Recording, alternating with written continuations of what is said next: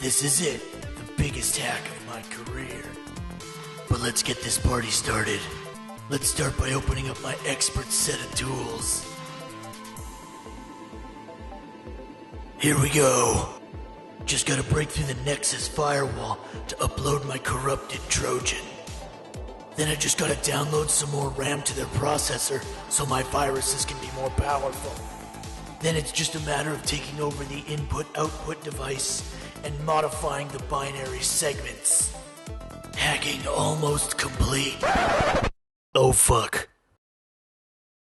Have you ever had a fantasy of being one of those badass hackers, crawling across the internet, infiltrating systems, stealing data from your enemies, spying on people all over the globe from the safety of your own computer chair?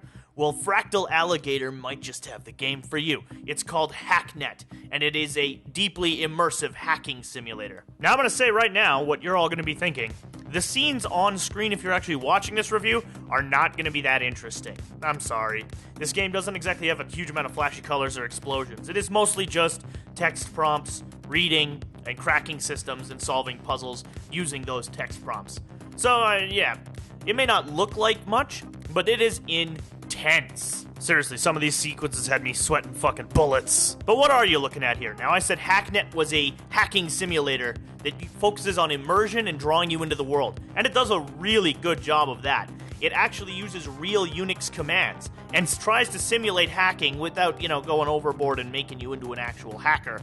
It's as close as I've ever seen in a hacking game, and is very similar to games like Uplink that focus on immersion and drawing you right in. There's a lot of story here to take in, and you can invade a lot of people's systems and read a lot of cool stuff, including about half of bash.org. The game sets you on the path of looking for the strange and mysterious hacker Bit, who is apparently dead. His failsafe contacts you and sets you on the path into the hacker underworld. And for a hacking simulator, there's a surprising amount of story here. There's bits and pieces of emails and chat logs you can uncover. There's even a fully fledged message board similar to 4chan, which, mind you, is awesome. And there's all sorts of world building that goes on here that makes the game feel really immersive. And that's the real primary objective of the game. It's all about getting you immersed in this digital world. There's a lot going on here, and it's trying to beckon you directly, not some character that you're portraying.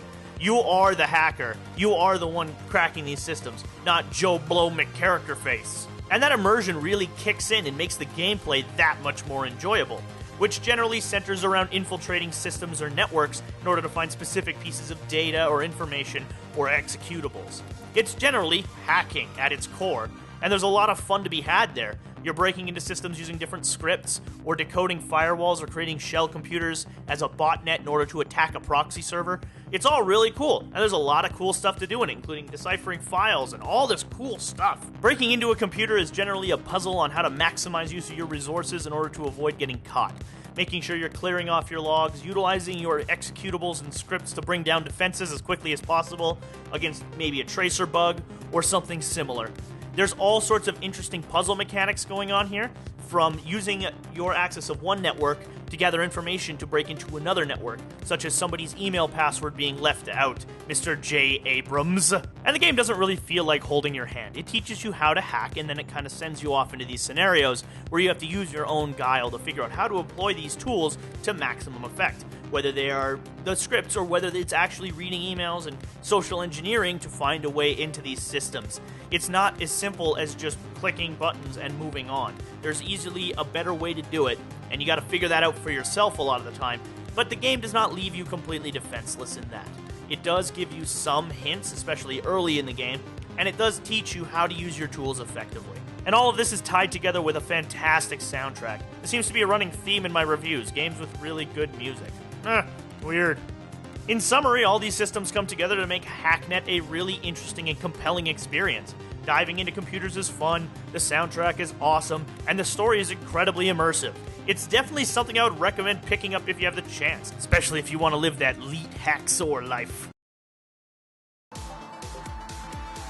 Script kidding motherfucker wants to trace me? I'll show him what real hacking is. Alright, just gotta initiate my counter hack. Put all power towards the flux capacitors and overload his RAM with junk data sent from all over the world from thousands of computers in my ghost botnet. Then, once his computer has been paralyzed, I will then engage my poison sting attack, and you can't possibly avoid that. Yeah, that's right. Get fork bombed. Now all that's left is to finish the job. Looks like your ass just got cracked.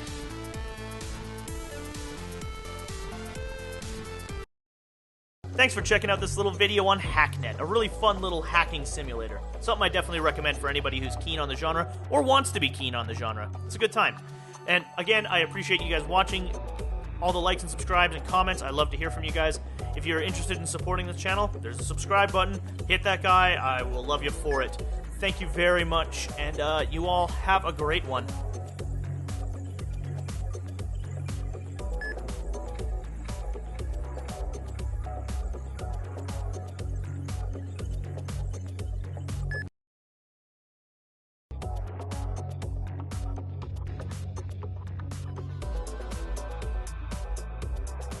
Oh, I am a child.